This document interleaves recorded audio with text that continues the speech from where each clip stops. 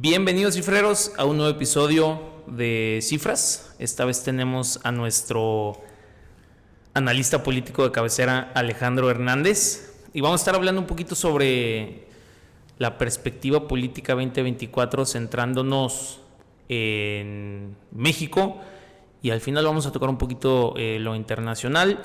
Presentes estamos Sofía Avaroa, nuestro invitado Alex Hernández y un servidor Luis Salazar. Así que comenzamos.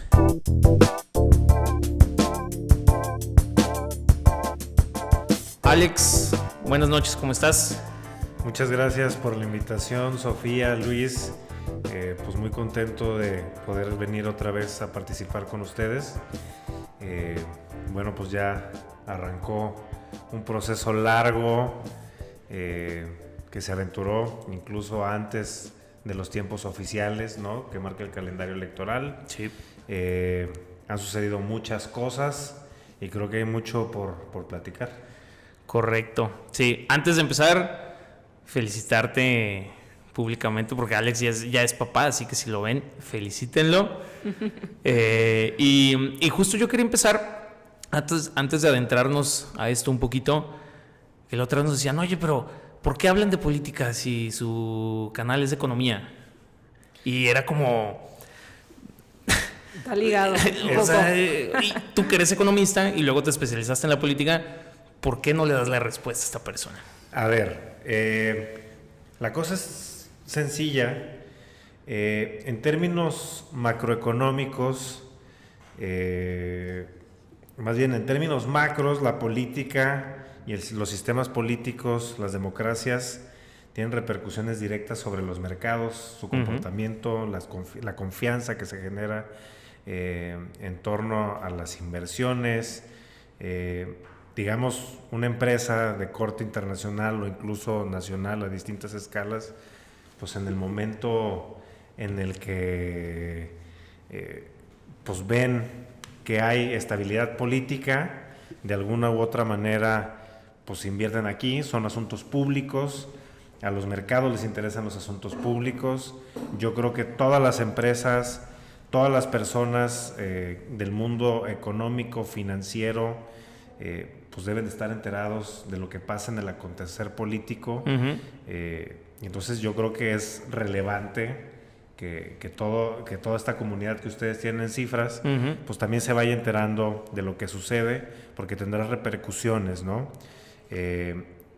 Digamos, hay proyectos de país que surgen a través de proyectos políticos y eso tiene implicaciones directas sobre el manejo económico, el gasto, a dónde queremos dirigir el propio gasto público, dónde queremos. Hay que recordar que, digamos, el dinero es finito, entonces es como una pequeña cobijita que si tú te tapas el hombro porque te da frío, pues te destapa el pie, y así sucesivamente, ¿no? Entonces, pues hay proyectos de nación y eso tiene implicaciones directas sobre las inversiones y el ambiente económico, ¿no? Correcto. Sí, yo de verdad siempre a la gente le digo, es que aunque no te interese la política, mínimo tienes que saber qué pasa. Claro. Sobre todo si quieres invertir tu dinero, si lo quieres sacar del país o no, o invertirlos en activos de alto riesgo o no, porque dependiendo quién vaya a estar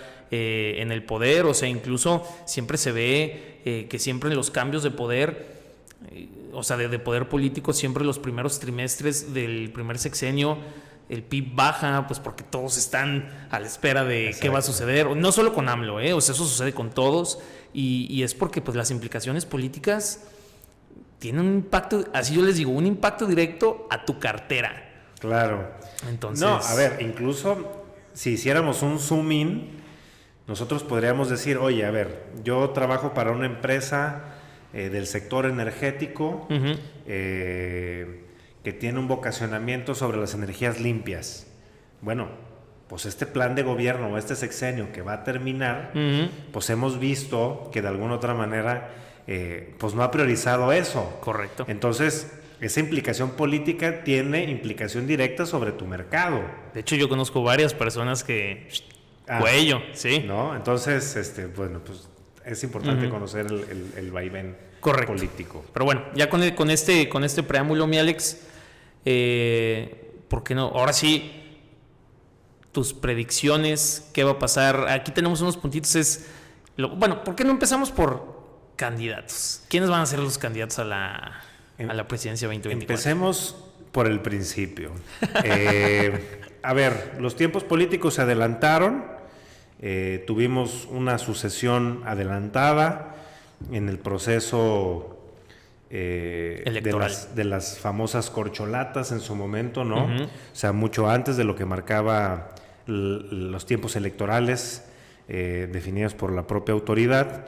Y en ese sentido, digamos, la conversación pública versó con respecto a quién iba a ser la o el elegido, que terminó en elegida, digamos, de la cuarta transformación, de lo que se llama la cuarta transformación. Y entonces, pues ahí había tres personajes clave, que era Dan Augusto, Marcelo Ebrard y Claudia Sheinbaum. A partir de ahí, la conversación parecía, o digamos el clima, lo que nos decía es, prácticamente la oposición está desdibujada, y en este desdibuje, lo que decían es, prácticamente la interna de Morena iba a definir la sucesión. Que yo sostengo eso todavía. Sí. Luego entonces, dentro de esta conversación o dentro de este episodio, surge la irrupción a la escena pública de una senadora del PAN, Xóchitl Gálvez, por un amparo, porque había dicho algunas cosas el presidente en la mañanera. Ella al estar interpelada, pide un recurso a través de instituciones judiciales para poder acceder a la mañanera. Y refutarle, ¿no? Lo que había dicho. Exactamente. Sí. No puede entrar, y a partir de ahí surge una cosa que la opinión pública o la opinocracia le llama la xochilmanía. Y entonces... Que duró muy poquito, ¿no? Entonces, en esta cosa de la sucesión presidencial interna de Morena, de repente, pues la oposición empieza a tener parte de la conversación. O sea, pasó de ser intrascendente a de repente empezar a tener presencia en las portadas de la prensa nacional. Digamos, se convirtió como una especie medio de faro que iluminaba al Frente Amplio, o a la oposición, ¿no? Encabezadas por PAN, PRI, PRD. Y bueno, entonces, digamos, la conversación empieza a moverse en estos dos polos. Y luego un tercer episodio, que es el de Movimiento Ciudadano, ¿no? Sí. Entonces, con la irrupción de Xóchitl, aparece la presión importante de grupos fácticos, económicos, antiobradoristas, que empiezan a presionar a Movimiento Ciudadano, ¿no? ¿Qué papel quería jugar o iba a jugar de cara al 2024? Y ahí habían dos relatos, ¿no? que se disputaban. Por una parte, el relato emanado desde el propio partido, Movimiento Ciudadano, en donde ellos decían, nosotros con el PRI ni a la esquina. Y por otro lado, digamos, los del FAM o los antiobradoristas, ¿no? PAN, PRI, PRD, decían, es que le están haciendo el juego a Morena. Sí. ¿No? Y entonces por eso no se quieren aliar ni aquí ni allá. Y luego Morena pues se madreaba a los otros, pero no se madreaba a MC. Y entonces surge digamos, este desdoble de la xochilmanía. Y luego empiezan los procesos electorales o empieza el calendario electoral. Y entonces le toca a Movimiento Ciudadano llevar la conversación nacional. ¿Quién va a ser el candidato de Movimiento Ciudadano? En ese entonces estaba la fractura por la selección de Claudia. y entonces se hablaba que incluso Marcelo Ebrard podría ser en su momento el candidato que encabezara el Partido Naranja, o podría surgir alguien de sus propias filas. Digamos, en esa lógica, pues había solamente dos actores políticos relevantes de corte nacional para Movimiento Ciudadano, que eran Jalisco, con Enrique Alfaro, o en su defecto Samuel García, gobernador de Nuevo León. Uh-huh. Y entonces, bueno, pues ahí se desata también otra novela, pero entonces prácticamente hoy, 11 de diciembre, tenemos dos candidatas, ¿no? Xóchitl Gálvez y Claudia Sheinbaum. Uh-huh. Y pues al ratito que entremos al asunto de Samuel, pues ya veremos los pormenores. Me gustaría hacer una pausa porque me gusta cómo lo acotas, que dices candidatas, ¿no? Y sí, siempre era la pregunta, o sea, creo que ahora no hay mucha opción si decidir sexo femenino o masculino. ¿Crees que México está preparado para una candidata mujer, para una presidenta mujer? A ver, yo lo diría en ese sentido y teniendo mucho cuidado con lo que voy a comentar. Me parece que no es un asunto de sexo o de género, ¿no? O sea, las capacidades que una persona tenga de gobernar van más allá de eso. Creo que de alguna u otra manera hay antecedentes de la región en América Latina donde ya hemos tenido mujeres en el poder. A nivel global evidentemente han surgido más. Entonces no creo que sea garantía de nada. Lo que sí creo es que seguramente habrá un votante o un nicho de votantes que todavía tengan ciertas reticencias a que una mujer esté al frente o al mando, pero me parece que eso ya es una cosa más de corte misógino, histórico, sociológico de la cultura mexicana machista. Yo creo que estamos preparados. Más bien, hoy el tablero nos da la posibilidad de que las dos mujeres que tienen mayor potencialidad de triunfo, pues son precisamente eso, ¿no? Mujeres.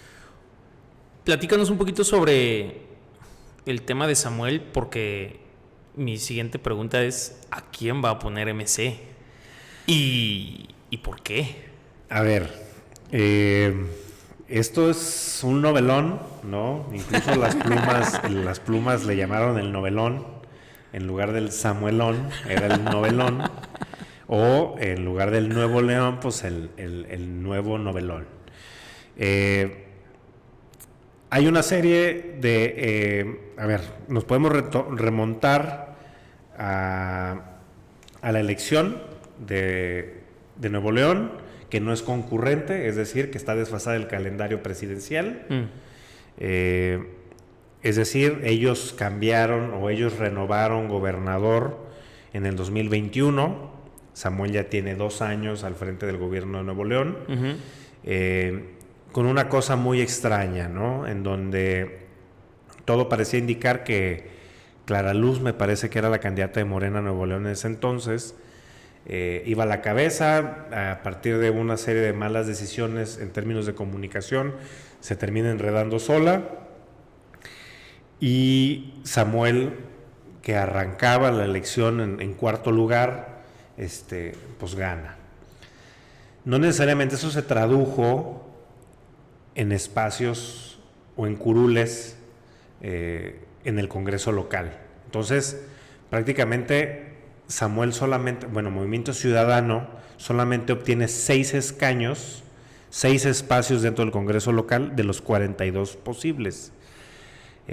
Un Congreso prácticamente administrado, gobernado por el PRI y el PAN, uh-huh. ¿no? Que esto es importante porque luego veremos que lo que pasó hace un par de semanas, pues ellos terminaron metiéndose ahí la pata duro, ¿no? Tuvieron un gobierno muy cargado de comunicación, tuvieron un empuje muy fuerte de las plataformas de la esposa de Mariana Rodríguez, ¿no? Que de alguna otra manera irrumpió la forma tradicional de hacer política campaña, y hacer campaña. A mí me parecía que era demasiado frívolo, y en esos 2 años poco supimos, salvo el arribo de Tesla, ¿no? Un poquito el asunto de la agenda de relocalización. Empezamos a ver a Samuel, digamos, en la conversación pública nacional, ¿no? O sea, más allá de eso, pues en Nuevo León, o sea, más bien a nivel nacional poco se hablaba en Nuevo León, salvo estas 2 agendas. Y entonces, pues bueno, al principio del gobierno, ellos crean una nueva constitución, ya siendo gobierno Samuel, que prácticamente se aprueba de manera unánime en el Congreso local, en el Congreso de Nuevo León, y en esa constitución se establece que si el gobernador pide licencia por menos de 30 días, pues puede dejar a un encargado de despacho. Si después de 30 días, digamos, el Congreso tiene la facultad de nombrar a un gobernador interino. Esto es importante porque esa es la ley. ¿Para siempre o puedes irte 35 días, nombran a alguien en reemplazo y al 36 días puedes volver o ya estás fuera? No, a ver, es que si tú tomas una licencia de un día a 30, tú dejas encargado a quien quieras. A quien quieras, ¿no? Que era un encargado de despacho, que en este caso él promovía que fuera alguien de su equipo. Pero si tú lo hacías por más de 30 días, el Congreso tenía que dejar a un gobernador interino. Que en este caso eran 6 meses. En este caso eran 6 meses porque era del 2 de diciembre al 6 de junio, no, al 2 de diciembre al 2 de junio, perdón, que es la elección.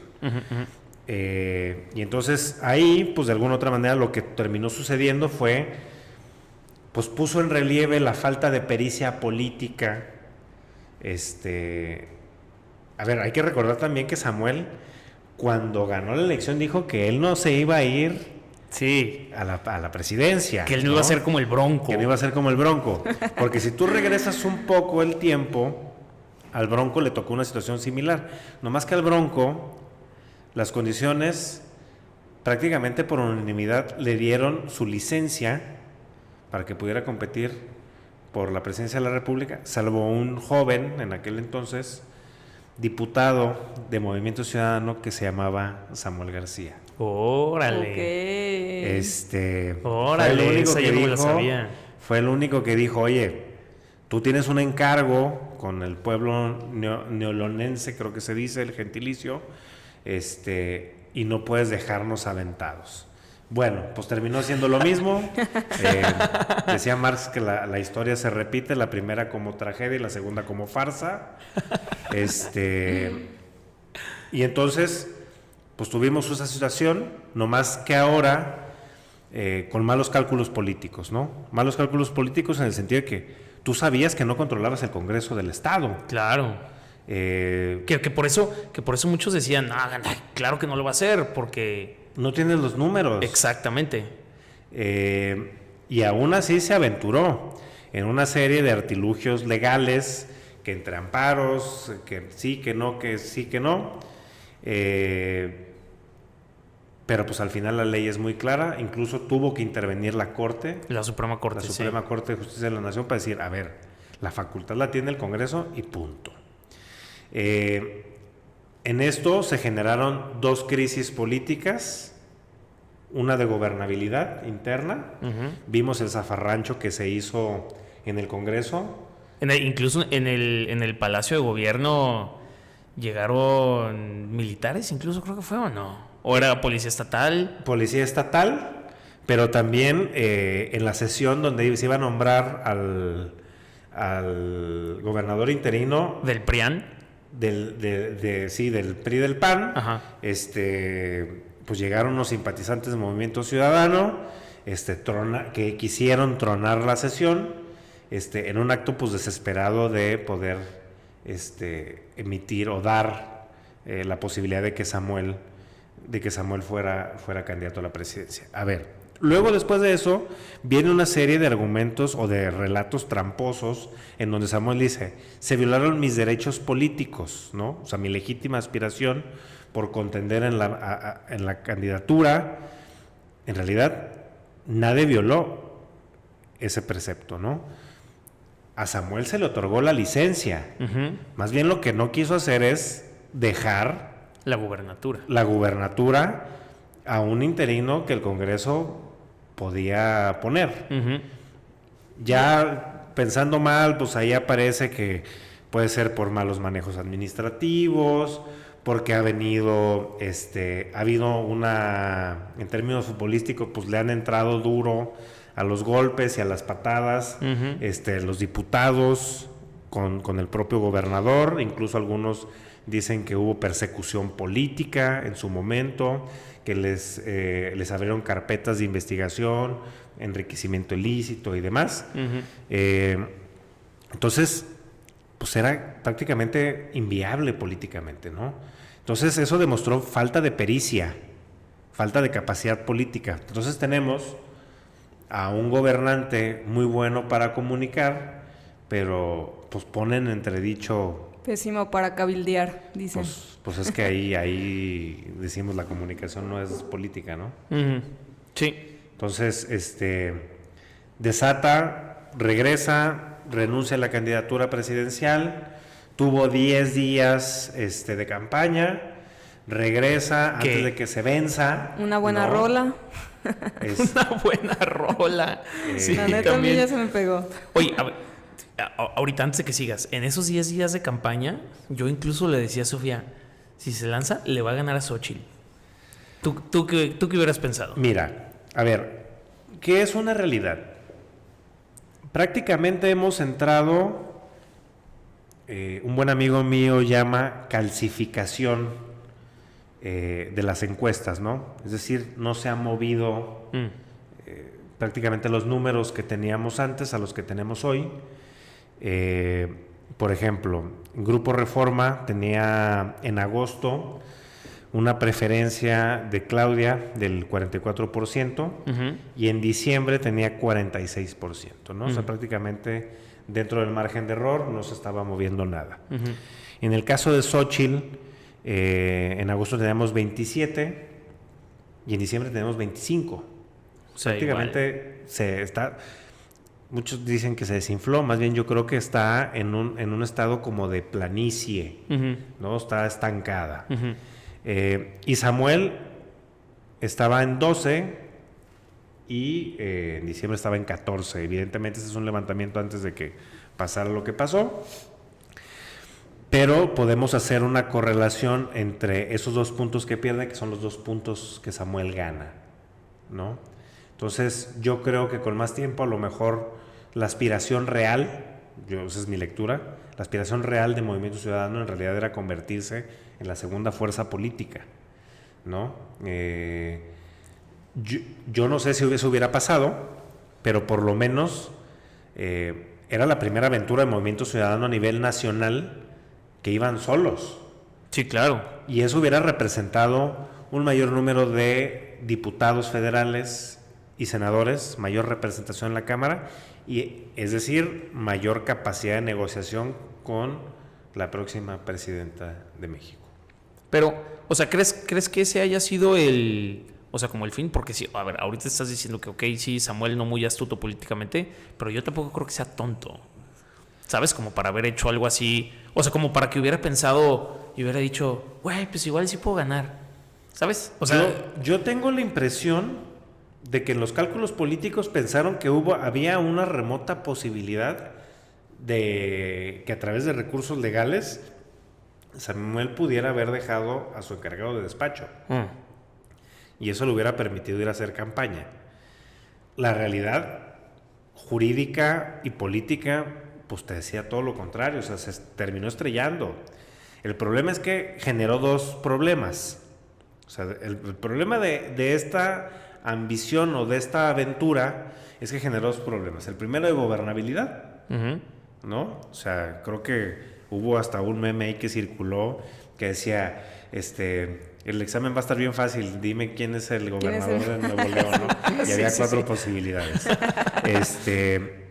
Y la segunda, no hay otra figura en Movimiento Ciudadano que tenga el empaque, que tenga la capacidad de convocatoria que a lo mejor podría haber tenido él, ¿no? Sí, nadie. Y entonces Movimiento Ciudadano tuvo una plenaria el domingo después de lo sucedido y dicen, hasta enero definiremos quién va a ser nuestro candidato o candidata a nivel nacional. ¿Cuál es la última fecha? O sea, ¿hasta cuándo pueden decir? 20 de enero. 20 de enero.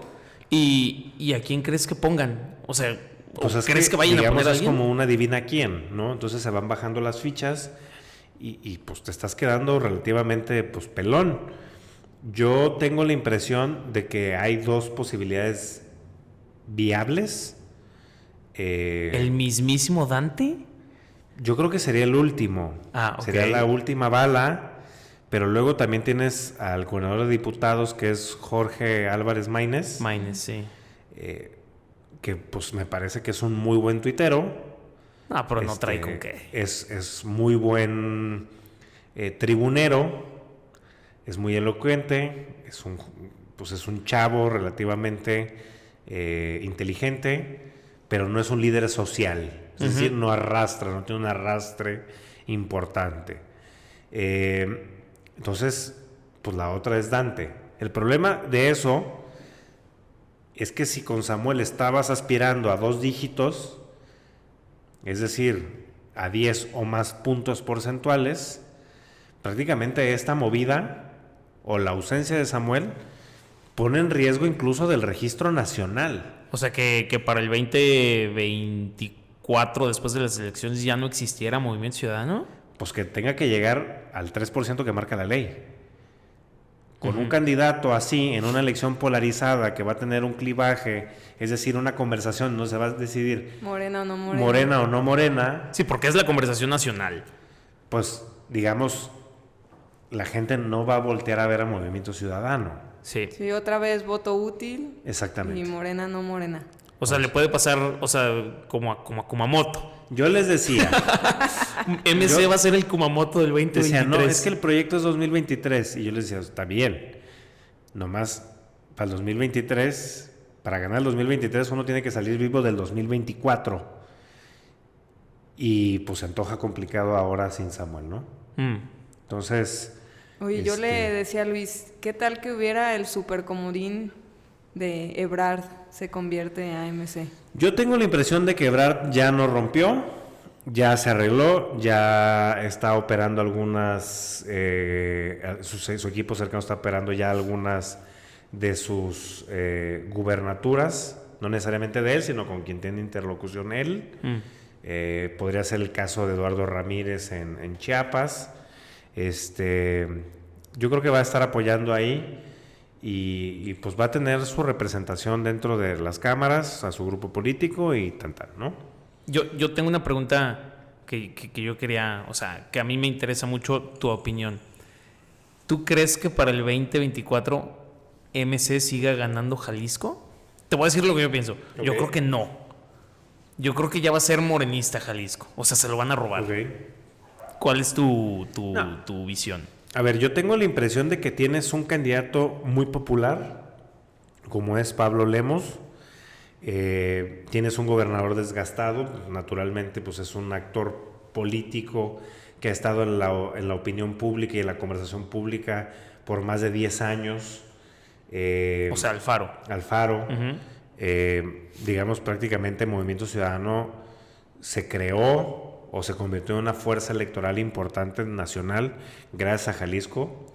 Y gracias a Alfaro. Y gracias a Alfaro, ¿no? O sea, a ver, todo el mundo se acuerda de Alfaro hoy y todo el mundo odia a Alfaro hoy. Pero acuérdense que en el 2012 era un rockstar, en el 2015 fue un rockstar y en el 2018 ya iba para menos, pero digamos, pues ganó con una amplia ventaja. Entonces... Tengo la impresión de que son gobiernos que han dado buenos resultados. Y esto ha venido acompañado de municipios, Congreso, legisladores y demás. Y dentro de ese paralelismo, pues estuvo Pablo Lemus encabezando Zapopan durante 2 periodos. Creo que son sus mejores cartas de presentación. Uh-huh. Es un cuate que ya lleva prácticamente 9 años también en la conversación pública, es el mejor posicionado. Yo no vería ningún riesgo de que Movimiento Ciudadano refrende. Lo que sí te digo es, creo que Morena está creciendo más de lo que podría imaginarse la clase media urbana conectada tapatía, ¿no? Que creo que ese es el razonamiento que se pone en relieve, que es importante tener presente, ¿no? O sea, Morena sí está surgiendo como una fuerza importante también en Jalisco, ¿no? En enclaves o en espacios o en estados o en ciudades que antes parecía prácticamente imposible que Morena tuviera penetración, ¿no? O sea, Guanajuato, pues la segunda fuerza ya es Morena, ¿no? O sea, si bien el PAN es un estado panista, conservador, que tiene ciertas tradiciones, tiene un perfil de votante muy, muy identificado, pues ahí ya empezó a surgir el fenómeno Morena, ¿no? Empezó a permear. Tuvimos el caso, por ejemplo, Aguascalientes, que también ya es una fuerza que es competitiva. Entonces, lo mismo sucede en Jalisco. Yo creo que más bien el 30 puede ser un escenario distinto para Movimiento Ciudadano. Y de Claudia Delgadillo, que es la candidata ya electa de Morena. Del Partido Verde. Que viene del Partido Verde, pero pues ahora representa a Morena. ¿Tú tienes algún conocimiento de su trayectoria? Chismecito, o sea, un chisme. Sí, a ver, ella empezó haciendo política en el PRI, ¿no? Ella pues, estaba vinculada al proyecto de Aristóteles Sandoval. Ella fue la que encabezó la política social cuando Aristóteles era presidente municipal de Guadalajara. Participó en el gobierno estatal y posteriormente, incluso, esta es ahí una cosa ahí medio chusca, ella era la coordinadora de la campaña de José Antonio Meade en Jalisco para la campaña del 18. Al no ver la posibilidad de que la eligieran a ella como candidata a Guadalajara, renuncia y se va a Morena, ¿no? Luego de Morena, pues se afilia al Verde. Al Verde le toca, digamos, dentro del reparto de las candidaturas a través de estas encuestas, ¿no? Ajá. Y digo estas encuestas entrecomilladas. Espero que hayan visto eso en video. Estas encuestas entrecomilladas, que yo creo que más bien es un arreglo político, pues le toca encabezar al Verde Jalisco, y ella, digamos, era la figura más visible del Verde, ¿no? Dentro de todos los cuadros que tiene el Verde. A esto se le suma una super mega alianza, ¿no? Se le suman 2 partidos de corte local, como es Futuro, ustedes encabezada por Pedro Kumamoto, que lo acaban de entrevistar. ¿Y quién más? Y se suma Hagamos. ¿Y Hagamos es un partido local muy vinculado a la Universidad de Guadalajara. Y entonces, pues hasta en esta mega alianza, ¿no? Que ella encabeza. Como cualquier situación política, pues hay poco, bueno, lo que se dice es que de alguna u otra manera, pues hay muchos morenistas de base que se han sentido traicionados porque pues pusieron a un expriista, o en el caso que se habla de Zapopan con Kumamoto, que hay otros perfiles morenistas que han hecho trabajo previo que dicen, oye, ¿y yo qué? Íbamos nosotros primero antes en la fila, ¿no? Sí, y la verdad a mí también me sorprendió esa elección porque veías carteles de Lomelí, Chema Martín, o sea, como que creo que había candidatos que se escuchaban más, y cuando vi la selección de Claudia dije, ándale. Sí, a ver, una yo renovación. Creo que la naturaleza o lo natural hubiera sido el candidato mejor posicionado. Esos eran los estatutos y los criterios de selección de candidaturas de Morena. Naturalmente también pues tú tienes a Carlos Lomelí, que había sido candidato a gobernador ya en el 2018, en el 21 fue candidato a Guadalajara. Digamos, pues el hecho de haber hecho una campaña a nivel estatal te da una exposición importante en el mindset de las personas. Entonces, digamos, era el mejor posicionado y al final no se decantó por eso. Yo repito, creo que por un acuerdo político le entregan al verde la candidatura y pues en esas andan. Yo creo que hay 3 periodos dentro de este proceso electoral, que son las precampañas, las intercampañas y la campaña, ¿no? Yo creo que la precampaña, de alguna otra manera, lo que te permite hacer es tus primeros exposures, ¿no?, a la luz, aunque, digamos, el cintillo de la publicidad siempre dice dirigido a simpatizantes y militantes, porque las precampañas, de alguna otra manera, lo que te permiten hacer es cuando tú tienes varios o varias contendientes internas, y entonces son como las primarias que hay dentro de los partidos políticos. Al prácticamente tener una candidatura única, pues no tienes que convencer a ninguna base. Entonces yo tengo la impresión de que las precampañas son, de alguna otra manera, el momento crucial para cerrar los acuerdos políticos al interior, para acuerparte, para negociar, en el sentido de que llegues fortalecido a la elección, ¿no?, al proceso de campaña. Entonces yo creo que están todo el mundo ahí metido en eso. Y lo digo, Pablo, digamos que no es alfarista, pues de alguna otra manera tiene que cerrar con el grupo alfarista para que le ayuden a hacer su campaña. Y en el caso de Claudia, pues lo mismo, ¿no? Tendrá que aglutinar a todas las fuerzas políticas que tienen esta mega alianza. Pasando nuevamente al tema federal, a mí me llama mucho la atención. A ver, yo estoy seguro que Claudia va a ser la presidenta de México. Sí. No veo otra posibilidad. Entonces, yendo desde ese punto, está interesante el gabinete que está armando, ¿no? Sí. A ver, hay ciertos paralelismos con respecto al 2018. Recordemos también que en el 2012, en la campaña del PG con Peña Nieto, en esta campaña que se llamó la República Amorosa, ¿se acuerdan? No. A ver, en el 2006 hubo una campaña negra muy fuerte promovida por ciertos grupos empresariales antiobradoristas, en donde de hecho estaba ahí Romo, que fue su jefe de oficina presidencial. Órale. Y de alguna u otra manera pues pusieron, o estos conceptos negativos los pusieron en la órbita del peje. Entonces el peje significaba, por un lado, para los pejistas esperanza, pero para los antipejistas un peligro para México, ¿no? Que así fue la campaña del 2012, ¿no?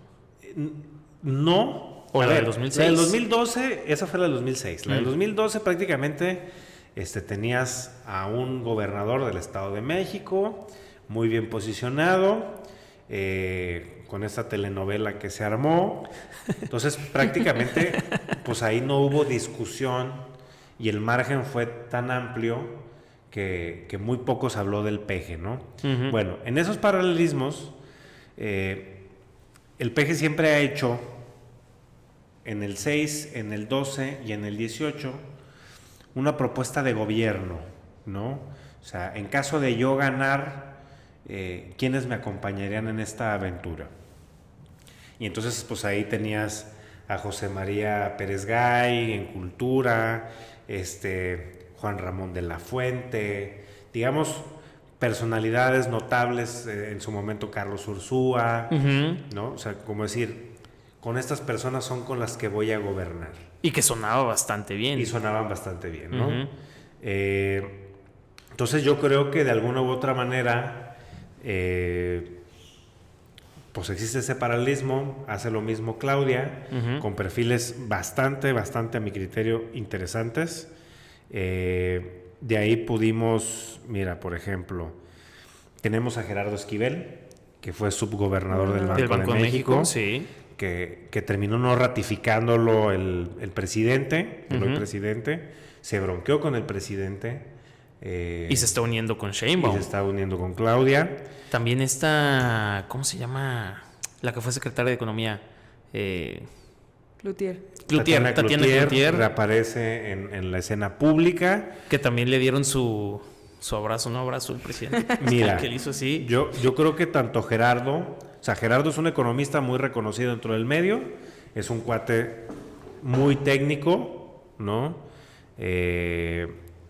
Tiene la confianza de los mercados, justo de lo que hablábamos al inicio, ¿no? Correcto. Tiene el visto bueno de los mercados globales.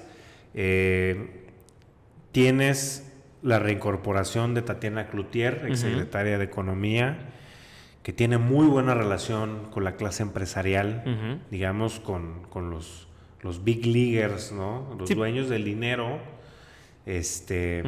y haciendo mancuerna con Poncho Romo, ¿no? Que también se había bronqueado con el presidente.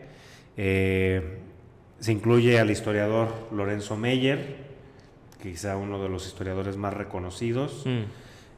Juan Ramón de la Fuente, que termina su mandato ante Naciones Unidas, ex rector de la UNAM. Tienes por ejemplo, tienes el caso de Arturo Saldívar, que es el exministro que renuncia y que se une al proyecto de Claudia. Y también tienes a un panista, exgobernador de Chihuahua, que es Javier Corral, ¿no? Que también aparece en la escena pública. Entonces, digamos, pues se antoja interesante. Sí. Hay un cuate, David Kersenovich, que al parecer es muy renombrado dentro de la comunidad médica. Al parecer fue una de las cartas que más se aplaudió, ¿no? Entonces, digamos, se van acuerpando de perfiles técnicos con cierta reputación para que empiecen a llevar lo que ellos denominaron los diálogos para el proyecto de nación. Ellos serán los encargados de presentar un plan de gobierno, ¿no? Y de qué iría en caso de ganar Claudia la presidencia. Por el otro lado, pues luego es que ese tipo de cosas son errores que me parecen como muy amateurs. Luego, pasando 2-3 días, Xóchitl hace lo mismo y presenta su gabinete, ¿no? El problema de Xóchitl es, a la pobre, está pintada, o sea, digamos, acá hay mucha persona renombrada de distintos sectores, sociales, políticos, económicos, tal. Acá, digamos, está excesivamente pintado de colores partidistas. Entonces, por ejemplo, tienes a personas impresentables a mi criterio, como Silvano Aureoles. ¿Quién es ese? Exgobernador de Michoacán, del PRD. Imagínate. Tienes Justicia a Fernando Gómez Montt. Ese tampoco lo ubico. Pues ya había sido secretario de Gobernación con Fox. Tienes a Ildefonso Guajardo. O sea, digamos, perfiles técnicos, pero perfiles excesivamente políticos, partidistas. Entonces, de alguna otra manera, si pudiéramos decir el balance de quién se lleva la nota, pues ahí Claudia, digamos, tuvo mayor impacto, ¿no? A ver, por ejemplo, tenemos, por ejemplo, los hermanos Romero Hicks, exgobernadores, que son personas excesivamente inteligentes, íntegras, pulcras, pero son demasiado panistas, ¿no? Jesús Ortega, que es el presidente del PRD. Entonces, se volvió demasiado como una especie como de cuotas de reparto, y en ese perdió su carácter ciudadano, que de alguna otra manera lo que Xóchitl venía a representar en el momentum de la Xochilmanía, pues era precisamente que no pertenecía a estas cúpulas priistas, panistas, perredistas, ¿no? Ahí se lleva la nota, creo, Claudia, y se antoja mejor el proyecto que tiene. Luego, esto es importante decirlo, yo creo que tanto Samuel como Claudia, podrá gustarnos o no, no me voy a poner a valorar si está bien o no. Samuel en los 10 días decía, bueno, vamos a hacer de México un nuevo León, ¿no?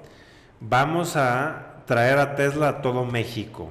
O sea, evidentemente no de manera textual, pues, pero era esta cosa de vamos a hacer un México innovador, desarrollado, más amigable con el medio ambiente, digamos, ese es el concepto implícito de lo que venía ahí, ¿no? Modernidad y desarrollo. En el caso de Claudia, pues es, vamos a construir el segundo piso, un poquito ahí medio haciéndole un guiño discursivo al peje, vamos a hacer el segundo piso de la cuarta transformación, ¿no? Pero vamos a revisar qué pendientes hay en materia de seguridad, vamos a revisar qué pendientes hay en materia de política social, vamos a traer a los mejores expertos en materia de salud. Y de Xóchitl, pues prácticamente todo es no voten por AMLO. O sea, no hay una idea muy clara que represente Xóchitl en términos de futuro o prospectiva, salvo no votar por AMLO. Y entonces creo que también ahí es un poquito donde Xóchitl se ha quedado menguada, ¿no? O sea, sí.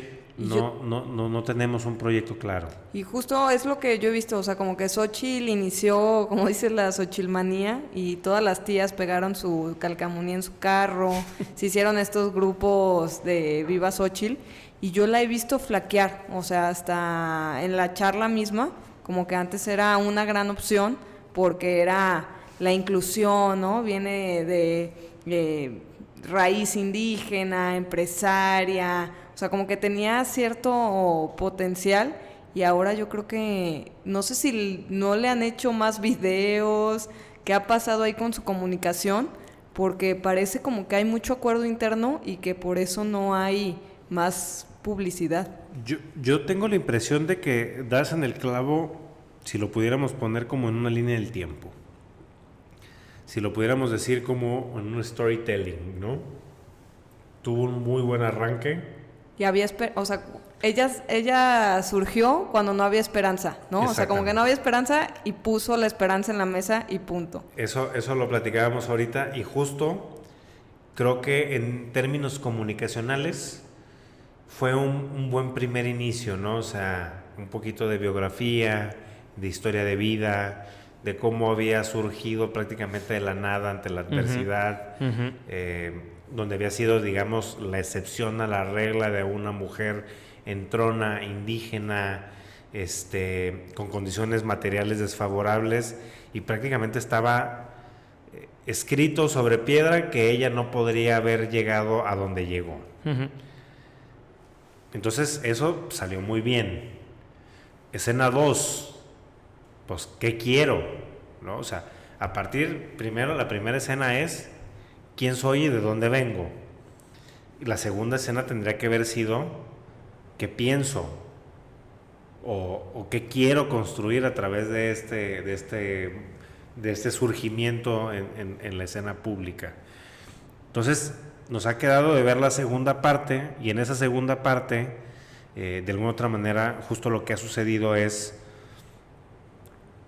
pues esta intensidad ha bajado, se ha tenido la sensación de que se quedó en una meseta, que no tiene posibilidades de crecer, y entonces de alguna otra manera eso allana el camino para que Claudia, que también está en una meseta, nomás pues en una meseta alta, que a ella le conviene estar, sí. Pues a ella le conviene, o sea, acuérdenos que siempre el candidato o candidata que aparece arriba en las encuestas, la estrategia tiene que ser sostenerse. En el caso de los underdogs o segundos lugares, pues lo que tienes que hacer es crecer. Y entonces por eso decía el concepto que algunos analistas dicen, pues parece que se calcificó, o sea que estamos otra vez donde estábamos antes de la irrupción de Xóchitl, ¿no? O sea, parece que no pasó nada. Sí. Y entonces también tiene que ver con la época del año, ¿no? O sea, la gente no está en un ánimo electoral, la gente pues está más pensando en la Navidad, en la cuesta de enero. Yo tengo la impresión que la conversación política electoral va a terminar agarrando color por ahí de febrero, ¿no? Entonces, digamos, ahorita esto que estamos haciendo pues es como una especie medio de recuento y análisis muy del círculo rojo, ¿no? De personas informadas que leen prensa, y demás, pero la gente ahorita, digamos, no está si tuviera un switch, no está en modo electoral on, ¿no? Entonces, más o menos en eso andamos. Pues no sé si quieres agregar algo, Sofía. No, a mí justo esta parte, que luego vamos a mesas reuniones de cotorreo o reuniones de trabajo, y yo siento esta apatía más que nunca. Y no sé, me gustaría un mensaje tuyo de invitar a la gente a hacer de este club rojo, de leer, de informarse, de pues ahora sí tocar puertas o de ver qué puede hacer la participación ciudadana para que pues tengamos mejores candidatos, ¿no? Porque luego, digo, a mí no es que me haya sorprendido, pero que ves que ahí viene Mariana Rodríguez a hacerle segunda a Samuel y dices, pues claro, pues esos son los candidatos que hoy en día son relevantes porque estamos en el celular viendo moda y chisme y cosas rápidas, ¿no? Entonces, sí, como que creo que es algo difícil y por eso la apatía de la gente, porque se ve renuente el cambio, pero sí, ¿qué podemos hacer nosotros para invitar a la gente a estar informada y claramente participar de manera ciudadana? A ver, yo diría, estadísticamente, el grupo demográfico de los jóvenes históricamente es el que menos participa, ¿no? O sea, esta cosa que dicen los consultores y los asesores pues es que hay 24 millones de votos de jóvenes, hay que ir por ellos. La realidad es que muy poca gente joven vota. De alguna u otra manera esa era la apuesta también de Samuel a través de las redes sociales, de hablar su lenguaje y demás. Pero yo tengo la impresión que también, pues, no sé de alguna otra manera cómo poder, a ver, uno de los caminos evidentemente pues es esto, ¿no? O sea, aquí tienen ustedes una comunidad joven que se informa, que tiene intenciones de conocer sobre el ambiente económico, financiero, de inversiones, tiene ciertas aspiraciones con respecto a ciertos productos y ustedes, digamos, son un medio de comunicación que ayuda a que esas personas tomen las mejores decisiones con la información disponible. Ustedes lo hacen a través de un formato que le habla a ciertas generaciones. A esta generación que no lee el Financiero, porque ahorita que llegué, debo decir que estaba viendo aquí al joven Luis en el Financiero. Entonces, de alguna otra manera, ustedes hacen las veces como de curadores de esa información, ¿no? Han surgido otros.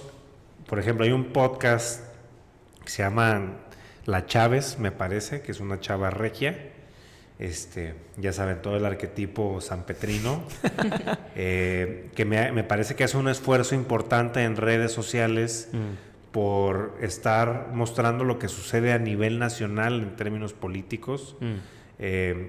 Acaba de sacar su podcast, está haciendo entrevista con actores importantes. De hecho, creo que uno que vale mucho la pena también recomendar aquí es el de Ildefonso Guajardo, lo acabo de entrevistar la semana pasada, y hace un relato impresionante de Trump en campaña, ¿se acuerdan cuando lo invita Peña Nieto a Los Pinos?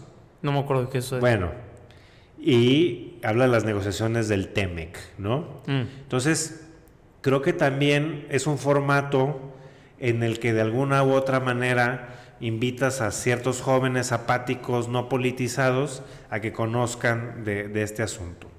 Creo que los medios de comunicación también tienen esta tarea. Yo creo que de alguna u otra manera un poco lo que ha terminado sucediendo es, para el tomador de decisión, o sea, los medios de comunicación, la prensa tradicional, se ha convertido en un espacio para el tomador de decisión, para el banquero, para el financiero, para el propio político, a la clase política, empresarial, pero muy poco a los jóvenes. Uh-huh. Creo que quien está haciendo también un buen esfuerzo es N+, Televisa. Hay una chava que se llama Fernanda Caso, que tiene un podcast que se llama Política de Yabú. Está buena. También hay otro que se llama Política y otros datos, con Carlos Bravo Regidor y Viridiana Ríos de CNN. No, perdón.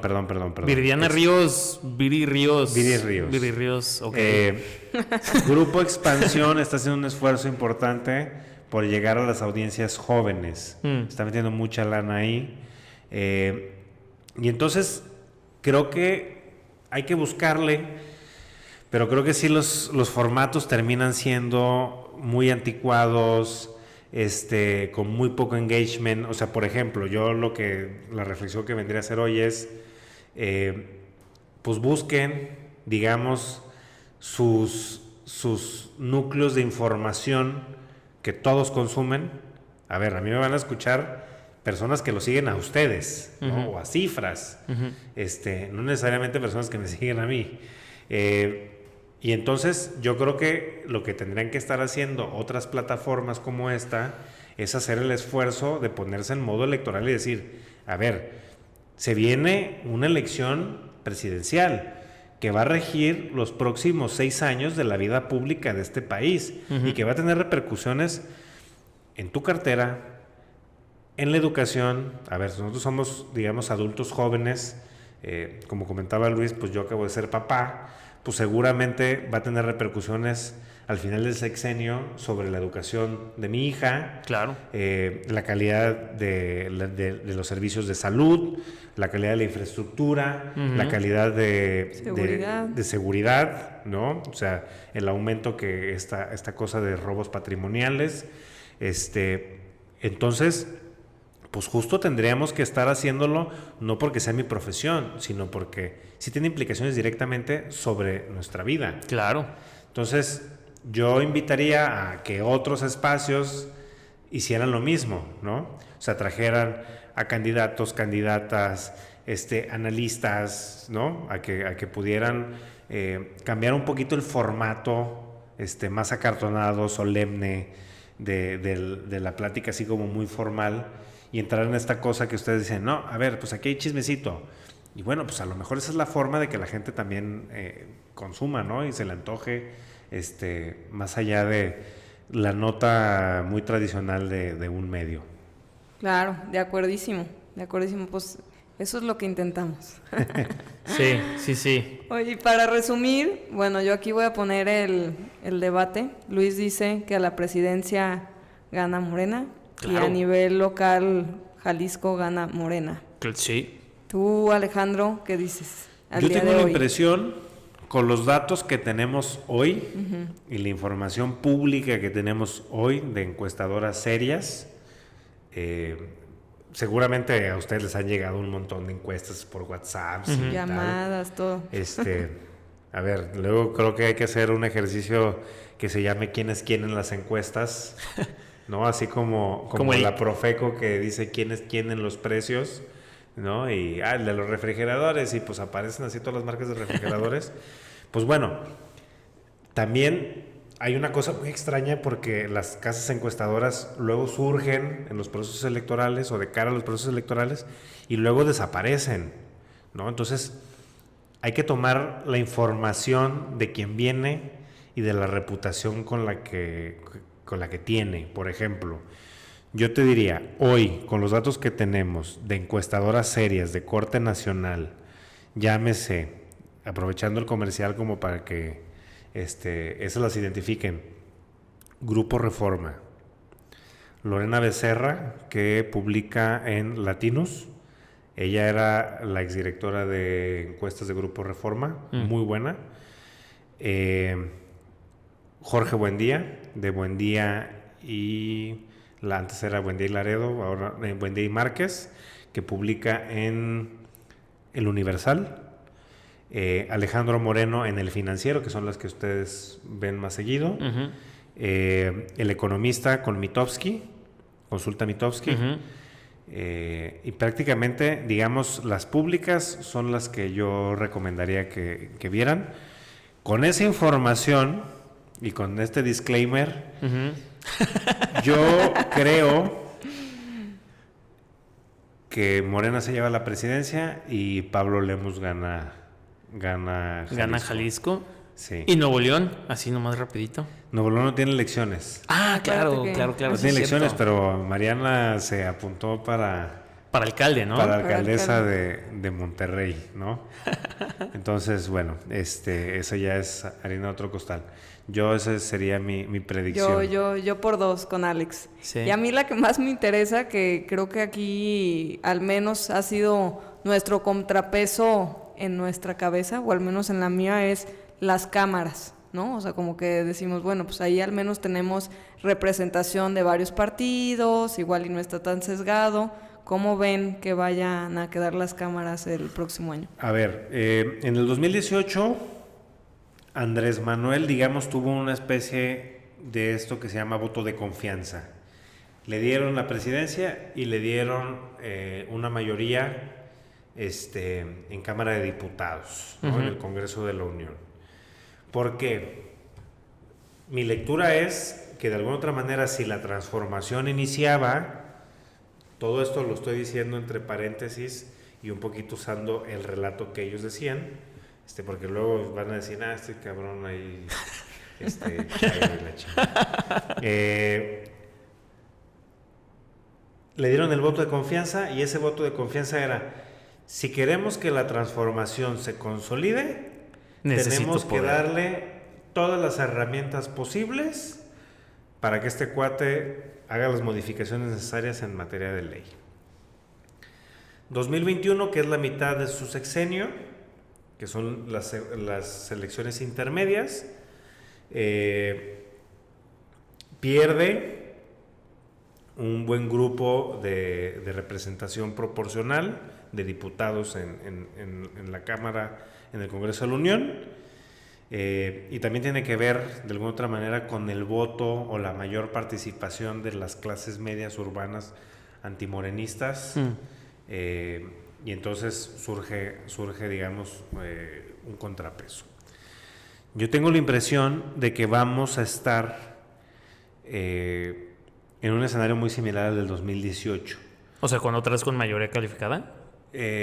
Pues esta era mayoría simple. No recuerdo, creo que era mayoría simple y le faltaban muy poquitos ahí. Sí, según yo es simple y la calificada se quedó a 5, haz de cuenta. Yo creo que va a tener ahí mayoría simple, porque no le veo tampoco mucho movimiento al FAM, ¿no? A ver, y yo creo que también es importante en este ejercicio de pesos y contrapesos, digamos, del diseño institucional de nuestro modelo político, pues sí también dar el beneficio de la duda, ¿no? Que de alguna otra manera luego nos estén justificando, no, es que no pasó porque la oposición, que te apliquen una samueliña, ¿no? Ya si de repente después de eso tú ves que no está dando los resultados necesarios, yo creo que al término de 3 años es tiempo suficiente para dar un voto de castigo.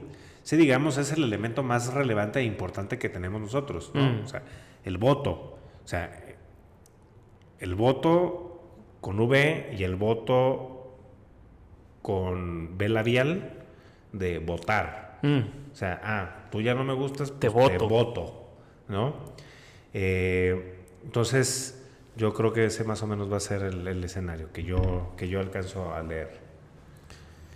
Pues muy bien, creo que estuvo muy completo. Ya habrá, supongo que la continuación de este episodio será cercano a junio, ¿no? Mayo 2024, a ver cómo evolucionó la cosa. Pero yo creo que está bastante predecible, ¿no? Yo creo que el mayo va a ser importante que hagamos otro corte, ¿no? Con mucho gusto, pues aquí estaré si me vuelven a invitar. Y bueno, pues también vendrán muchas cosas a nivel internacional que creo que va a ser relevantísimo, ¿no? También hay elecciones en Estados Unidos que de alguna u otra manera se empalman en el marco del proceso electoral mexicano. Ya vimos algunos congresistas republicanos endurecer su discurso, más en una lógica electoral que realmente de política migratoria, en materia de seguridad, migración, y demás. Entonces, yo creo que van a pasar un montón de cosas, ¿no? O sea, hay muchos factores exógenos que tendrán implicaciones directas sobre el 2024 y el proceso que se viene. De acuerdo. Sofía, ¿algo que quieras agregar?